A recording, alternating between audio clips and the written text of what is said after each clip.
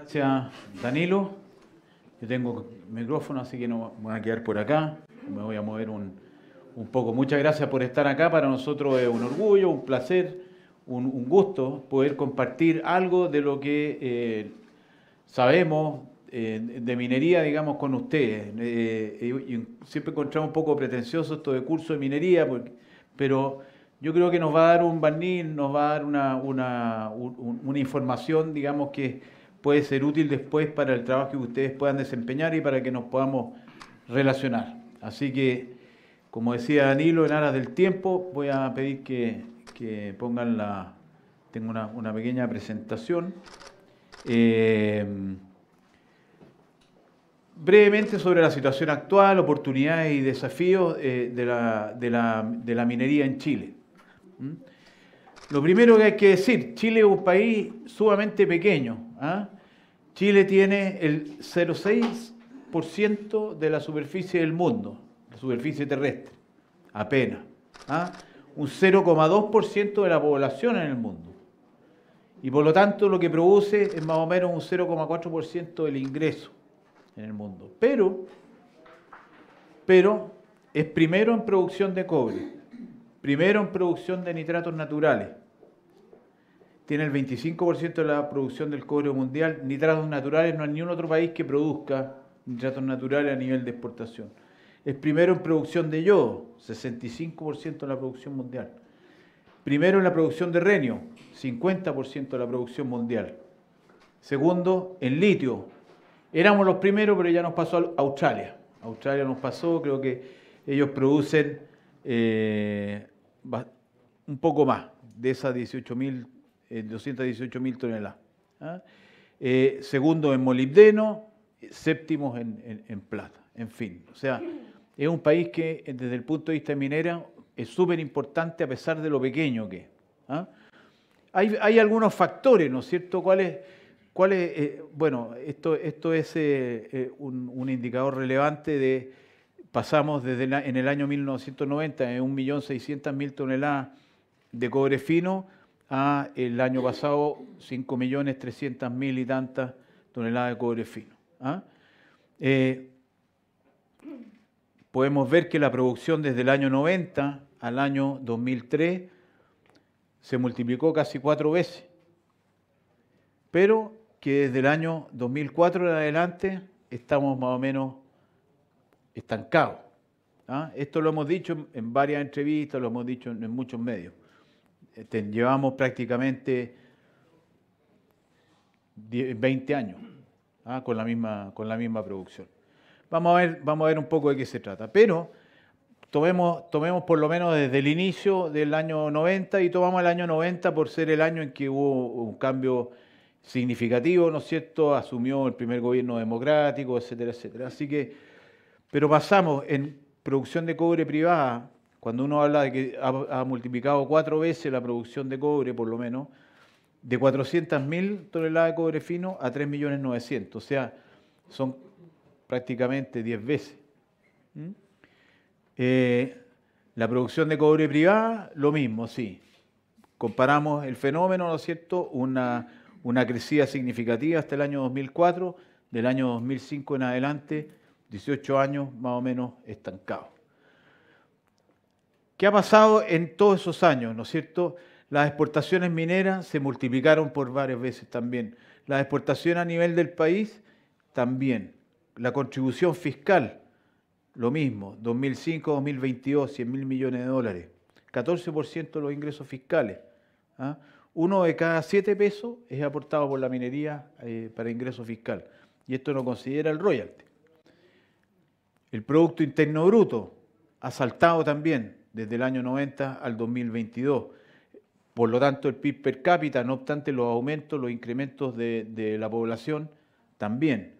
El nivel de pobreza se redujo de 68% a 10,8%. Recientemente en la prensa tuvimos también muchas cifras en torno a la reducción de pobreza y estábamos celebrando que este año tuvimos incluso una cifra mejor que esta. La inversión en la industria minera, ¿no es cierto?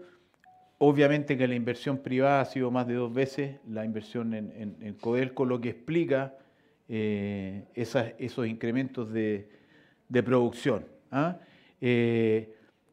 Aunque hay que anotar de que las inversiones privadas fueron capaces de generar más toneladas de cobre por dólar invertido que las que hizo Codelco. Lo que tiene que ver también con a lo mejor algunas características propias de los yacimientos, pero también con gestión de esa empresa. ¿Cuáles son los factores principales que pueden explicar, digamos, esta situación que tenemos hoy día de esta mejora? Porque aunque estamos estancados, hemos llegado a un nivel que es significativamente superior al que teníamos cuando empezamos este proceso. Y desde el año 90 hay que anotar, este año estamos cumpliendo 40 años de la dictación del Código Minería, o sea, teníamos ya 7 años de vigencia de la dictación del nuevo código, y fue lo que se demoraron en plasmar los nuevos proyectos. Pero en general nosotros reconocemos dos grandes factores, digamos, en el país, que tenemos un gran potencial geológico, no tiene ninguna duda eso. Tenemos una cordillera que por la forma en que se formó la cordillera, tiene una cantidad de mineralización enorme, ¿ah? Y principalmente de cobre, ¿ah? Y otros minerales asociados a cobre. Pero también tenemos mineralizaciones en otros lados. Geológicamente este es un país privilegiado. Y si además tomamos en cuenta que el lugar en donde se han ubicado preferentemente las reservas son lugares que están descubiertos de vegetación, desde el punto de vista de investigación geológica es una doble fortuna, porque nos encantaría tener selva en el norte, pero aunque no sea así, nos permite observar directamente los indicios geológicos que permiten identificar yacimientos. Bueno, y junto con eso, y no menos importante, hay muchos países que tienen una enorme riqueza geológica, pero nosotros tenemos empresarios, trabajadores, técnicos, profesionales, en general personas que además tienen o tenemos quizá una historia en minería, tenemos una tradición minera, tenemos una inclinación, una cercanía con la minería que hace que además este sector pueda tener con toda la gente preparada que necesita para poder desarrollarse. Pero eso no sería suficiente, ¿no es cierto? Nosotros creemos que hay un marco institucional, político, económico y jurídico que ha significado que la minería sea lo que es hoy día. La minería sin este marco institucional tampoco podría desarrollarse. Y vemos otros países en África Central, aquí en el barrio, ¿no es cierto?, en Sudamérica, que no han tenido el mismo auge, pudiendo tenerlo, digamos, de acuerdo a los recursos que tienen, ¿no? Y señalamos la política económica, ¿no es cierto? Hay una política de libre mercado, de apertura al mundo, que permite no solo las exportaciones libres del mineral, cosa que no es en todos los países igual, sino que además la importación de toda clase de tecnología, bienes de producción, etcétera. Una estimulación de la iniciativa privada, ¿no es cierto? Y un privilegio del mercado como asignador de los recursos. Los buenos proyectos siempre van a tener recursos, siempre van a tener insumos, etcétera. En políticas públicas, una política de fomento a la inversión. Hoy día está derogado, pero en sus inicios tuvimos el Decreto Ley 600, que fijó un marco de seguridad para las inversiones extranjeras, sin discriminar, digamos, al inversionista nacional y el extranjero, y que generó una estabilidad significativa, digamos, vía invariabilidad tributaria, y además esto sometido a los mecanismos de solución de controversias internacionales, que hizo que la inversión extranjera pudiera materializarse aquí en Chile y con toda seguridad, y en montos bastante significativos. Y marco institucional y jurídico en cuanto a que la Constitución política reconoció a las concesiones mineras, ¿no es cierto? Se dijo que se iban a constituir judicialmente y no de manera administrativa, y se les dio un rango de una ley, de un rango superior a la ley común para ser regulada. Fue así como se dictó la Ley Orgánica de Concesiones Mineras, el año 82 y el año 83, en diciembre, estamos pronto a cumplir 40 años, les decía, el Código de Minería. Y lo que hace esta institucionalidad es que reconoce para los privados, o sea, lo primero que hace es reconocer el dominio del Estado, absoluto, inalienable, imprescriptible, sobre todas las minas. Por lo tanto, el Estado es dueño total de todas las minas, pero reconoce a los privados la posibilidad de adquirir una concesión y esa concesión, en virtud de esta institucionalidad, le da derecho a los privados a extraer de manera exclusiva las sustancias concesibles que existan dentro de los límites de su concesión. Eso lo van a ver bien después con, entiendo que Carlos Clausen, nuestro amigo abogado, les va a hacer una charla sobre ese punto en específico, pero es fundamental el hecho de que cualquier privado puede tener el derecho exclusivo y excluyente para extraer las sustancias minerales concesibles desde donde se encuentran en la tierra y apropiarse de esas sustancias. Y esta forma es una herencia, digamos, no de la misma Constitución del 80, sino que es un sistema que viene desde la época de los reyes españoles, cuando éramos colonia. E incluso el rey de España reconoció la posibilidad de que los privados pudieran apropiarse de las sustancias minerales, siempre pagándole, obviamente, los impuestos que tuviera que pagarle. Así que eso es fundamental, ¿no? Para nosotros, en estas tres cosas está realmente la clave, unida a la riqueza geológica de este país, más las personas, es lo que nos ha permitido hoy día tener las cifras que veíamos recién de este auge minero y que principalmente se concentró entre los años 90 y los años 2004, pero del cual hoy día todavía gozamos y por lo demás vamos a seguir. Incluso tenemos, como vamos a ver, la oportunidad de tener un segundo boom. Vamos a ver si somos capaces de aprovecharlo. El escenario actual, una breve referencia al tema de la accidentabilidad. Para nosotros, la seguridad en las labores mineras es un valor. Desde que tuvimos el accidente minero más grave que ha habido en la historia, ¿no es cierto?, en el Teniente, el año 1945, un 19 de junio, murieron 355 personas, me parece.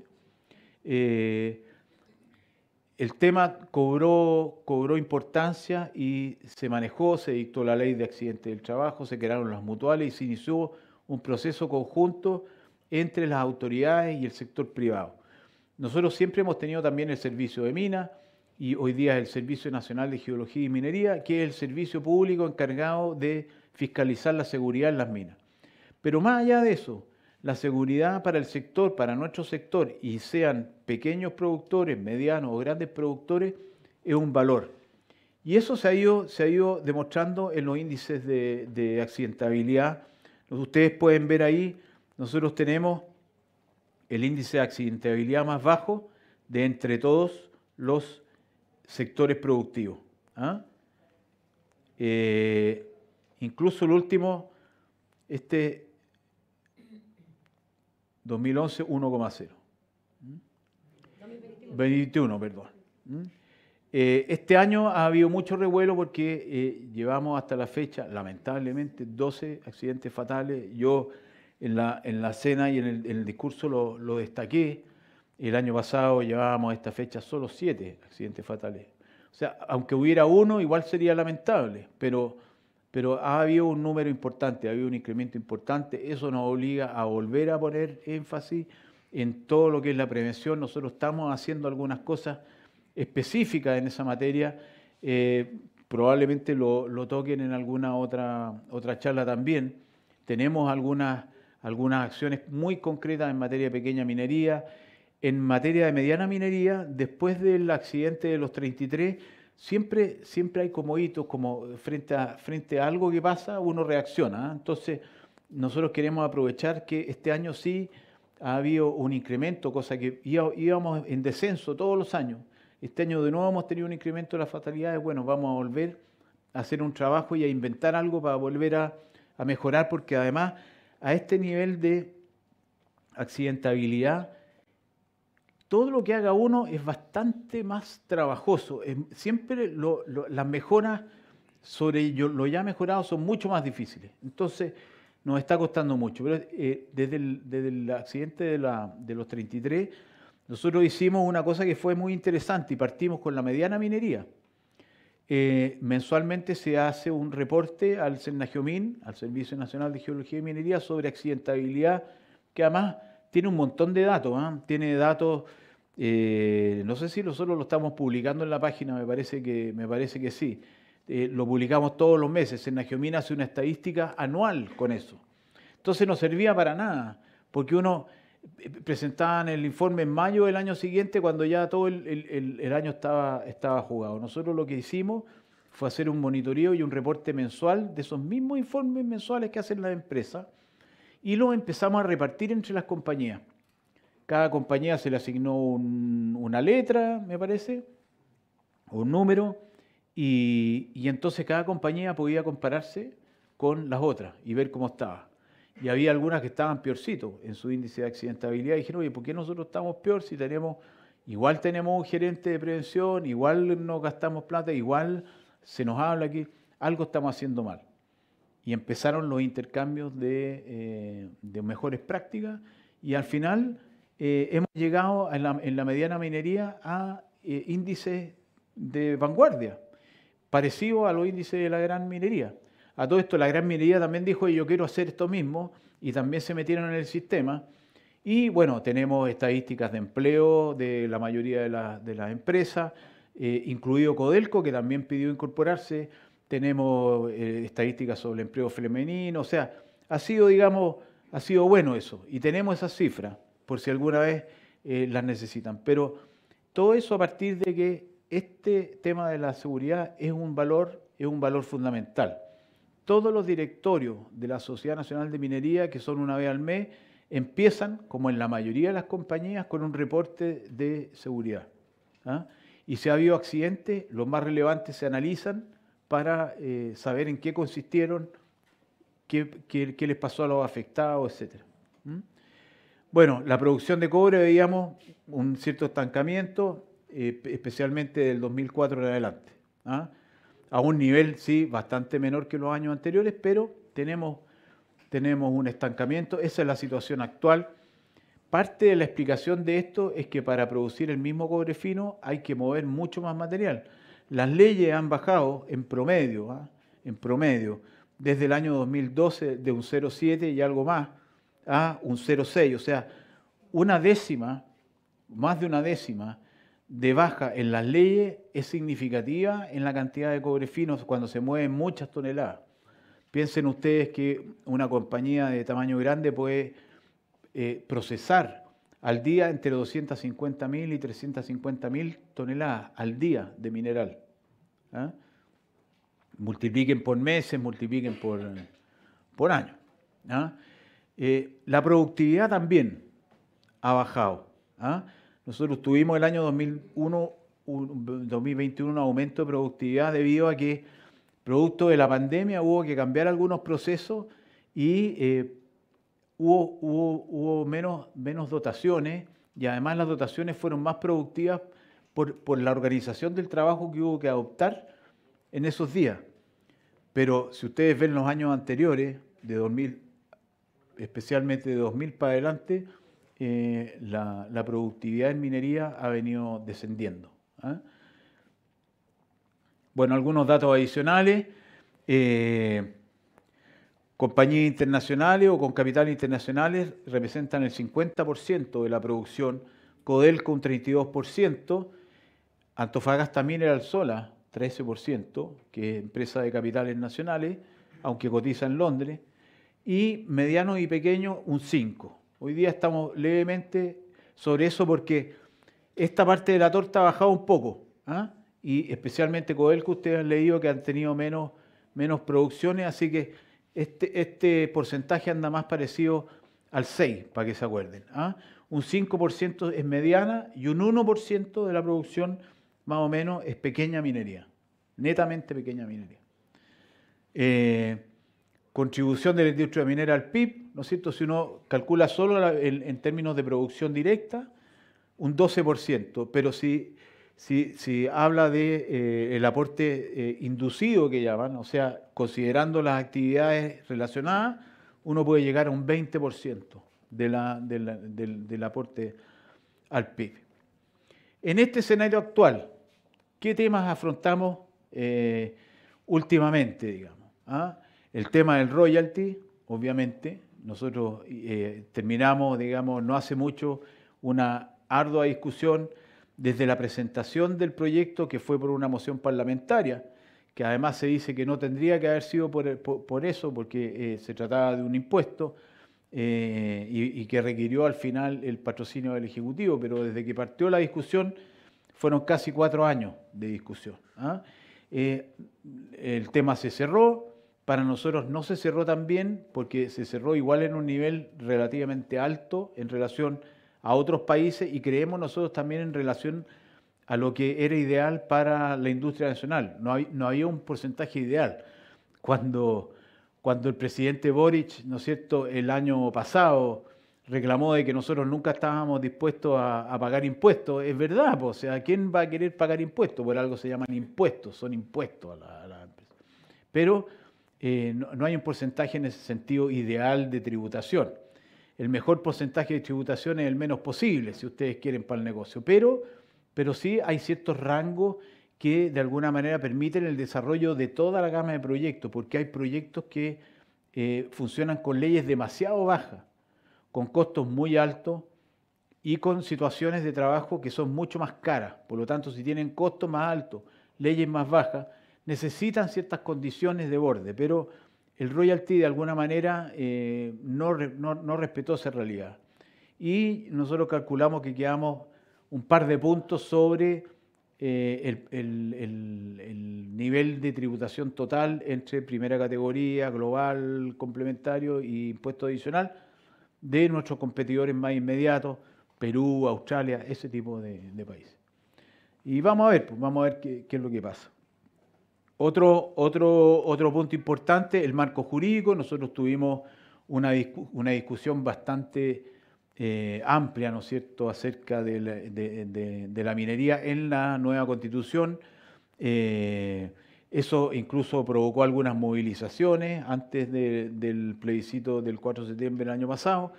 Al final, la minería no recibió prácticamente ninguna consagración en ese proyecto de Constitución, producto de que en realidad lo que iban a poner nosotros reclamamos, y nuestros especialmente pequeños y medianos mineros reclamaron que era inconveniente, y por lo tanto quedó reducido a 3 artículos que al final, bueno, nada se aprobó, ustedes saben, pero eso vino a alterar, digamos, la tranquilidad del sector, y vino a introducir un componente de incertidumbre, que junto con el royalty hacían bastante difícil que nuevas inversiones pudieran materializarse. Sumémosle a eso políticas sectoriales. En el fondo la política general del gobierno, pero destinada a la minería, tampoco fue ni ha sido en el nivel agregado un aliciente, un incentivo, digamos, a las inversiones en materia minera. Y ha habido dudas con la situación de NAMI para la pequeña minería, ya no hablemos tanto de megaproyectos, sino que incluso para proyectos pequeños, de cuál va a ser el nivel de apoyo y de compromiso del Estado con ese nivel. Aquí me gustaría aclarar una cosa cuando uno habla de políticas sectoriales. En el sector minero no tenemos complejos nosotros con el tema de la propiedad minera, la propiedad pública, el tema de las empresas públicas dedicadas a la explotación minera. Ustedes saben que existe Codelco como la empresa productora de cobre más grande del mundo, y es estatal. Codelco se hizo cargo de todos aquellos yacimientos que fueron nacionalizados, ¿no es cierto?, el año 72, 73, y que hoy día permanecen hasta hoy día, en manos de Codelco, con todas las mejoras y con todos los planes de expansión, etcétera, que han tenido en esa empresa estatal. Y el ecosistema minero, como nosotros llamamos, digamos, al conjunto de la minería nacional, por lo menos, no tiene problema con eso. A nosotros nos interesa que a Codelco le vaya bien. Codelco además lidera y de alguna manera determina algunas variables que ayudan o afectan al desarrollo del negocio. Por ejemplo, las negociaciones que hace Codelco sobre cargos de fusión y refinación para sus concentrados, de alguna manera se aplican por analogía, se aplican, digamos, con ciertas adecuaciones al resto de las compañías. O sea, es una empresa, todo el mundo ve cómo Codelco negocia sus concentrados una vez al año, por ahí por octubre, a propósito de la Semana del Cobre en Londres, ¿no es cierto?, para ver cómo vienen los cargos de fusión y refinación. O sea, ese es un indicador. El precio del ácido sulfúrico, por ejemplo, lo mismo. Porque siendo una empresa que tiene 3 fundiciones, 4 tenía con ventana, ¿no es cierto?, pero 3 fundiciones ahora, o sea, tenía 4/7 de la capacidad de fusión que había aquí en Chile. También el ácido que se produce producto de los procesos de fusión, ellos de alguna manera le fijaban el precio al ácido. O las negociaciones de Codelco eran determinantes para el precio del ácido para todo el año siguiente. Entonces, a nosotros nos preocupa Codelco, nos preocupa que le vaya bien. Si le va mal, es el país entero el que sufre, es el fisco el que tiene menos ingresos, ¿no es cierto? Y de alguna manera afecta al resto. Y pone presión además sobre el precio. Y no conviene que el precio tenga fluctuaciones demasiado grandes. Entonces, en la medida en que Codelco tenga una estabilidad en el tiempo, yo creo que a todo el ecosistema minero, como le llamamos, le hace bien. Así que ese es un aspecto. Tenemos también Enami, que Enami nació en el año 60, ¿no es cierto?, como la fusión de la Caja de Crédito Minero, que viene de los años 30, 33, 34, y de la Empresa Nacional de Fundiciones, que era dueña de Paipote, que se contribuyó a fines de los 50, y de la fusión de eso nació la Empresa Nacional de Minería, que tiene por finalidad fomentar la pequeña y mediana minería bajo el entendimiento de que son sectores que necesitan de alguna manera un apoyo estatal para mantener algunas condiciones de funcionamiento. Respecto de la mediana minería, dado el avance que además ha tenido la mediana minería, cada vez Enami juega un rol menos decisivo. Ya no necesitan venderle los concentrados, etcétera. Hay un mercado de concentrados muy desarrollado en el mundo que incluso ha ido incorporando a pequeñas empresas. Pero en materia de pequeña minería es indudable de que Enami juega un rol determinante porque es la que es capaz de comprar los minerales de esa pequeña minería, transformarlos y convertirlos en productos que puedan ser comercializados a nivel internacional. Esa labor, que es una labor que no siempre los privados están dispuestos a hacer en aquellos lugares donde se produce pequeña minería, la hace el Enami. Y para eso tuvo poderes compradores y tuvo plantas de beneficio en el norte, ¿no es cierto?, y en el centro del país. Hoy día tiene una situación de endeudamiento bastante grande. Nosotros sabemos, ya bordean los 700 millones de dólares de deuda, porque han tenido pérdidas sostenidas, fundamentalmente pérdidas derivadas de la operación de la fundición, de la única fundición que se mantiene, ¿no es cierto?, que es la fundición de Paipote, que tiene costos muy altos y no tiene utilidades en su funcionamiento, por el contrario, tiene pérdidas. A lo mejor de Enami también van a hablar en algún momento, pero esas son las políticas, digamos, que de alguna manera están afectando lo que hoy día es el funcionamiento de la minería. Y el otro tema son proyectos y permisos. En la prensa hemos sido súper activos en el sentido de que cada vez que nos preguntan, nosotros decimos, oye, este tema de los permisos es un problema. Lo estamos viendo, y no solo a nivel de las grandes empresas o de los grandes proyectos que tienen que pasar una evaluación ambiental y después obtener permisos sectoriales. ¿Para qué decir los proyectos de mediana minería? Que teniendo horizontes más bajos, teniendo objetivamente un impacto mucho más bajo ambiental, tienen que pasar por las mismas etapas y por los mismos requisitos que un proyecto de gran tamaño, lo cual presiona sus costos, los plazos, etcétera, etcétera. Voy a volver sobre eso en un poco más rato. Y el capital humano. Obviamente que en la medida en que la actividad crece, incluso los procesos van cambiando, hay que adaptarse, ¿no es cierto?, con personas que estén dispuestas no solo a trabajar en minería, que no, la mayoría no está dispuesta a trabajar en minería, sino que además asumir obligaciones y asumir funciones nuevas en función de la transformación de los procesos. ¿Ah? Hay desafíos generales de la minería, ya les decía, la seguridad, el tema de la licencia social, súper importante. La descarbonización últimamente, no solo hay que producir harto, hay que producir bien, hay que producir a bajos costos, sino que además estamos agregando otro elemento más. Estamos agregando un elemento de que hay que ir reduciendo la huella de carbono en las producciones, lo que obliga a sustituir combustibles fósiles, lo que obliga a poner mucho énfasis en cuáles son nuestros residuos en los procesos, cambiar procesos y además, si hablamos del alcance 3, ¿no es cierto?, ocuparse de que nuestros proveedores estén en la misma sintonía y a su vez tengan medidas que vayan adoptando en función de bajar la huella de carbono. O sea, es un trabajo súper largo, súper difícil. ¿Ah? Productividad, ya veíamos que la productividad también es un desafío. La gestión de costos, por lo que les decía, las bajas de leyes, todo lo cual va a configurando cuáles son las condiciones difíciles en que tenemos que afrontar la sustentabilidad y competitividad de este sector. Probablemente varios de ellos sean comunes a otros sectores, pero aquí se ven de alguna manera exacerbados. Bueno, hay desafíos de la minería 4.0, ¿no es cierto?, tecnológicos, operacionales, de alguna manera los procesos están cambiando, digamos, en virtud de la automatización, de la digitalización, y sobre todo el tema cultural, que es el más importante, el más difícil, ¿ah? De que hay que adaptarse a procesos nuevos y hay que tener otra aproximación a los procesos y a las empresas. ¿Ah? Con otro tipo de competencias, que no son las que nosotros estábamos acostumbrados.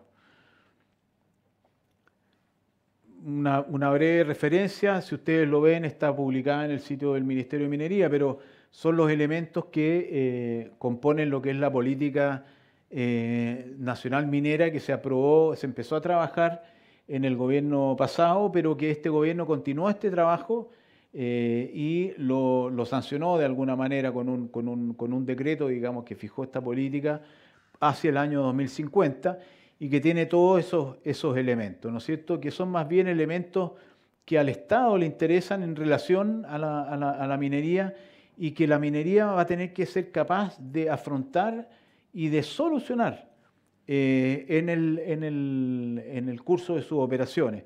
Todo lo relacionado con la utilización de recursos hídricos, la generación de los relaves y la depositación de los relaves, que es el producto del proceso de flotación con el cual se producen los concentrados. Más del 80% del cobre a nivel de Chile se produce en forma de concentrado. Por lo tanto, cuando hablamos de 5 millones de toneladas, 4 millones de toneladas de cobre fino son concentrados. Si multiplicamos, si consideramos que los concentrados tienen una ley entre un 25 y máximo un 30%, ¿no es cierto?, estamos hablando de 16 millones de toneladas de concentrados, más o menos. Entre 15 y 16 millones de toneladas de concentrados que necesitamos mover, se generan. Bueno, contra eso que se genera aproximadamente 2 veces más tonelaje de relaves. Tonelaje de relaves. La descontaminación en aquellos lugares en donde tenemos zonas saturadas o tenemos ya situaciones complicadas, ¿no es cierto?, tiene que haber planes específicos de descontaminación. La biodiversidad, que también ha aparecido como un elemento que hay que considerar dentro de todas las operaciones. El medio ambiente, desde luego, que es la generalización, digamos, la biodiversidad como parte del medio ambiente, y todo el tema económico, cuál es la contribución de la actividad, cómo participan las comunidades, etcétera, etcétera.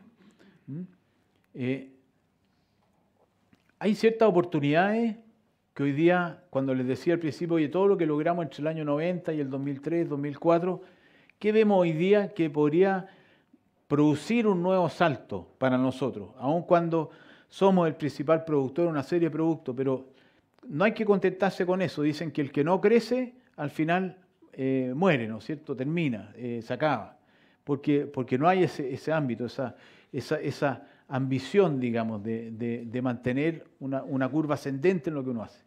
¿Ah? ¿Qué es lo que nosotros vemos? ¿no es cierto?, en oportunidades. Hay ciertos recursos críticos. Hoy día con el tema de la electromovilidad, el tema de la transición energética, hay ciertos minerales críticos. Estados Unidos actualizó su lista de minerales críticos, los países europeos están en la misma, ¿no es cierto? Aquí no tenemos una actualización ni tenemos una lista de minerales críticos, pero veamos los principales por lo menos, ¿no es cierto? El tema del cobre, la demanda por cobre se va a multiplicar 1,8 veces. Y en el fondo eso significa que vamos a tener que multiplicar 1,8 veces lo que hoy día producimos, o sea, prácticamente el doble. Deberíamos nosotros producir para poder satisfacer la demanda de cobre futura. En materia de litio, ¿no es cierto?, nosotros deberíamos requerir el día de mañana, no alcanzo a leer bien, pero en el fondo son 12,8 veces lo que produce Australia últimamente. Australia es el principal productor, ¿no es cierto?, y vamos a necesitar multiplicar por 12, casi por 13 veces lo que Australia produce hoy día para poder satisfacer la futura demanda de litio. En materia de aluminio, prácticamente a duplicar la producción de China, que es el mayor productor de aluminio del mundo. En materia de grafito, 2,3 veces la producción en China. En fin, en materia de plata, la plata también tiene una utilización a nivel de electrónica, a nivel de electromovilidad, 2,3 veces la producción de México, que es el mayor productor. En fin, cobalto, lo mismo, 2,4 veces. La demanda de plata, níquel, 1,3 veces la oferta del principal productor. Entonces hay ahí una oportunidad. Es tanto el cobre, el litio y los demás metales críticos que se va a demandar, que nosotros, teniendo la geología, teniendo las reservas para hacerlo, tenemos la oportunidad. ¿Cuáles son las debilidades que tenemos frente a esa oportunidad? Primero, la productividad, ¿no es cierto? El índice de productividad está estancado en un 1%, nosotros veíamos que incluso ha decrecido los años anteriores. Atracción de talentos. Nosotros tenemos de que un 42%, de acuerdo a cifras internacionales, un 42% definitivamente ha resuelto no trabajar en minería. Y según un estudio McKinsey, en Chile hay un estudio que dice que el 70% más o menos no tiene absolutamente descartado trabajar en minería. Tenemos mala fama, mala presencia, ¿no es cierto? Mala venta. Oye, y es raro eso, siendo un producto, siendo un sector con uso de tecnología, con jornadas de trabajo que son bastante especiales. Ustedes, me imagino, las jornadas de trabajo a veces son una locura, ¿no es cierto? Pero una jornada ordenadita de 4 por 4 días, de 7 días de trabajo por 7 descansos, no es malo, ¿no es cierto? Y las remuneraciones, sobre todo en la minería. Pero tenemos esa realidad. La permisología que hemos dicho tantas veces, ¿no es cierto? La tramitación de una planta desaladora puede llegar a demorarse, ¿cuánto? 139 meses. Un proyecto minero, 107 meses. Y el desafío de producción. Considerando el estancamiento, no hemos sido capaces de generar incremento de producción. ¿Cómo lo hacemos ahora? ¿Cómo lo hacemos, no es cierto? Bueno, el tema de la productividad, ahí está resumido, digamos, cuáles son las... Esta es la línea nuestra, obviamente, por si no la habían visto. Esta es la de la industria manufacturera y esta es la del comercio, la azul, más oscura. Pero esa es la nuestra. Atracciones de talento. Hay un estudio, un ranking de Merco que se aplica solo a Chile. Curiosamente, cuando le preguntan a la gente las empresas que mejor atraen y retienen personal, Codelco aparece. Pero las otras están en el lugar 50, 52, o sea, a la chuña para abajo. Pero primero, Codelco. Mejores empresas para trabajar según los universitarios. Codelco, el primer lugar. Qué raro, a mí me encantaría saber por qué Codelco y por qué no las empresas privadas. ¿Qué seguridad les está otorgando Codelco? ¿O es que sea el que sea estatal solamente? Puede ser, eso es una garantía de algo, parece. No tengo idea. Nosotros representamos a la minería privada, pero ojalá pudiéramos parecernos a esa estadística. ¿Se fija? Es extraño el fenómeno. Pero si uno ve la suma, ¿no es cierto?, de las posiciones, está bastante lejos del resto de las compañías, ¿no es cierto? Y si le preguntan, ¿no es cierto?, si trabajarían en minería, ¿no es cierto?, los que no trabajarían de ninguna manera o trabajarían, probablemente no trabajarían, suman 70%. Increíble. El petróleo tiene mejor venta. La construcción, en fin, o sea, ya de ahí mejora bastante, ¿no es cierto? Lo mismo un ranking de Pricewaterhouse. ¿Ah? Bueno, la permisología, lo que decíamos, un proyecto minero demora 107 meses, 8 años y 11 meses más o menos, casi 9 años en el total de su tramitación, digamos, de permiso. Una locura. O sea, yo no sé quién, si le digan, oye, ya tenemos una súper buena idea, me conseguí la plata, todo, pero hay que esperar 9 años para hacerlo. Ah, ya no. O sea, mejor se lo deja al menor tuyo cuando termine la universidad, ¿te fijas? Pero una planta desaladora, que se supone que hoy día tenemos una emergencia hídrica y todo, y que además las compañías han estado obligadas de alguna manera a usar agua desalada o directamente, como hacen algunas faenas, entre paréntesis, de mediana minería, promedio, pionera en esto, usar agua salada directamente en sus procesos, incluso de flotación. Pero una desaladora, 11 años y 7 meses, casi 12 años. Una locura. Eso no resiste ningún análisis. Esto, por favor, si tienen tiempo, métanse en el sitio del Servicio de Evaluación Ambiental, porque yo encuentro un mérito de ese servicio que no le hace el quite a esta cuestión. Ellos reportan estas mismas estadísticas, ¿ah? Las mismas estadísticas. Los plazos de duración de los estudios de impacto ambiental. Miren los últimos en días, el 2023, 1.433 días en promedio, minería, 1.456 días en promedio de los proyectos de mineros solamente, al lado de los otros. Ahora, ellos tienen en esta una pillería, ¿eh? Porque ellos dicen, sí, pero en los plazos que usa el servicio son 171 días. Y los que se deben a suspensiones pedidas por los interesados son 1.104, 1.184. O sea, son más los días que se pierden por suspensiones pedidas por los interesados que por los que usa el servicio.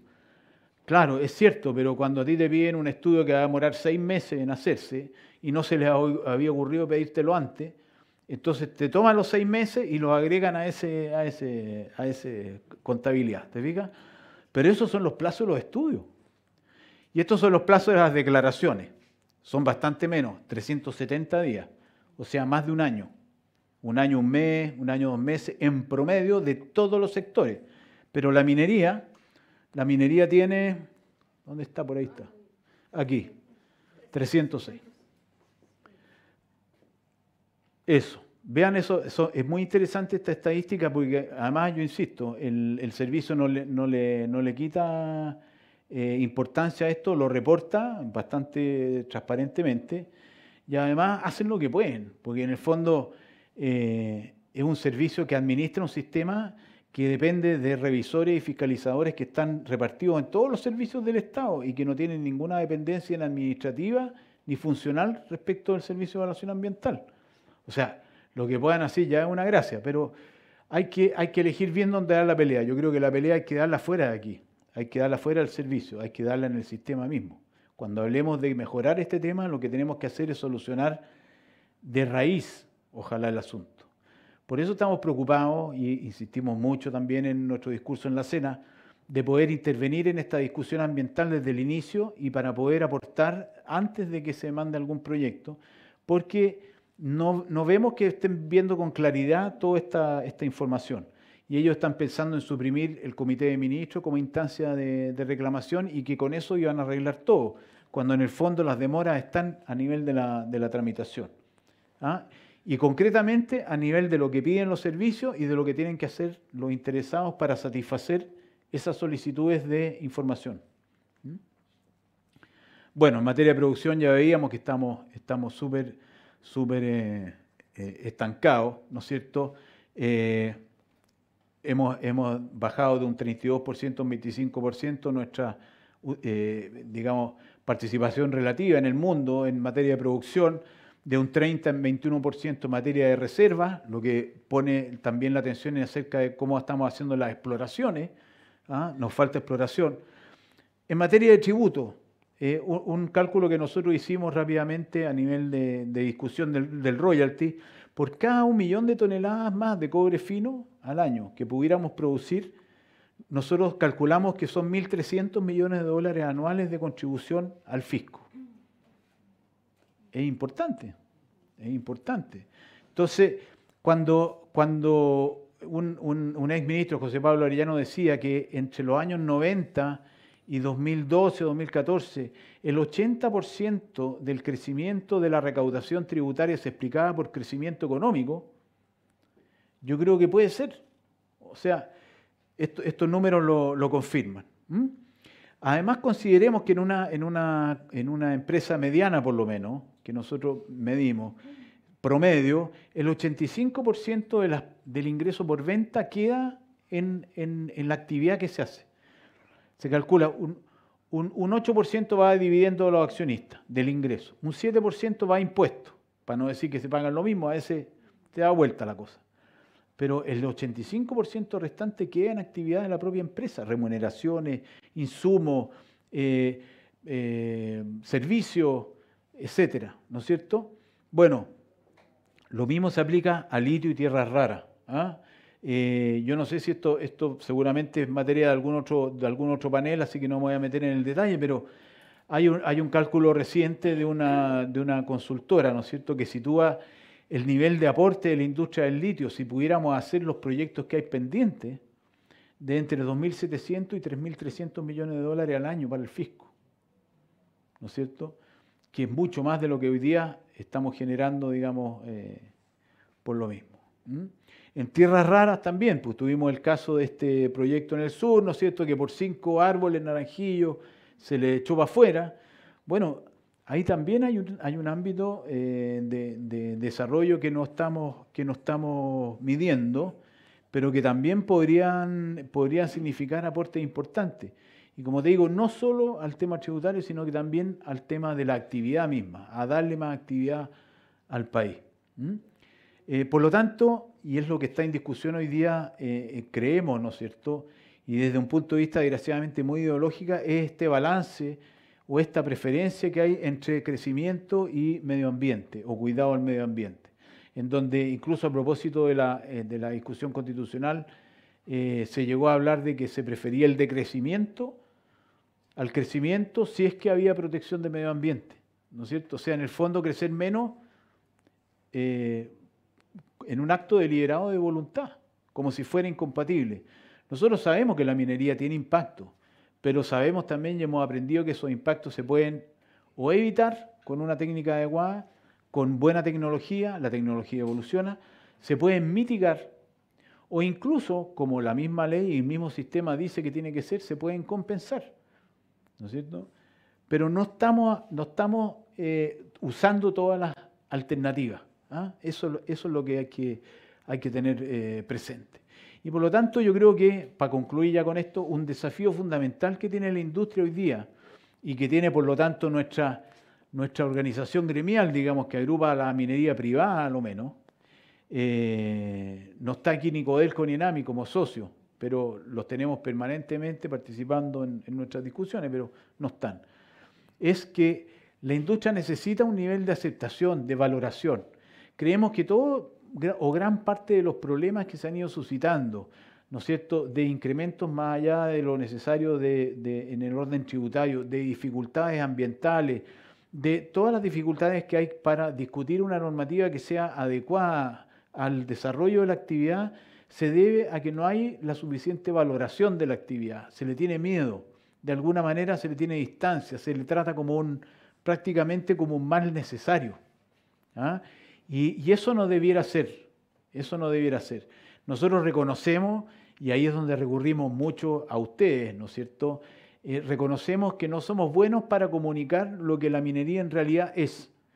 Y reconocemos también que la minería o muchas de sus empresas pasaron gran parte de su vida productiva o han pasado muchos años detrás de un muro muy alto que incluso impide ver lo que se hace, puertas adentro de las empresas, como si se quisiera ocultar o se quisiera evitar que la gente viera porque tenemos problemas, tenemos situaciones que no nos gusta compartir, no nos gusta que se conozcan. Cuando es todo al revés, yo creo que debiéramos ser absolutamente transparentes y debiera entonces el país de alguna manera estar preparado para ver cosas que a lo mejor no comprende, interesarse en comprenderlas, ¿no es cierto? Si alguien ve un rasgo enorme en el suelo, como el de Chuqui, ¿no es cierto? O ve un túnel, uno dice, oye, están perforando la tierra, eso es lo más horrible que he visto, qué sé yo. Pero eso tiene una técnica, tiene un conocimiento detrás, tiene una tecnología, tiene un propósito. Y ese propósito puede ser conocido. Y nosotros no podemos querer, no podemos ni siquiera entender lo que no conocemos. Entonces, creo que ahí hay una tarea pendiente que nosotros tenemos, de transmitir lo que es la minería, lo que es la verdad de la minería, con sus luces y sombras, ¿no es cierto?, con sus dificultades, pero también con sus logros.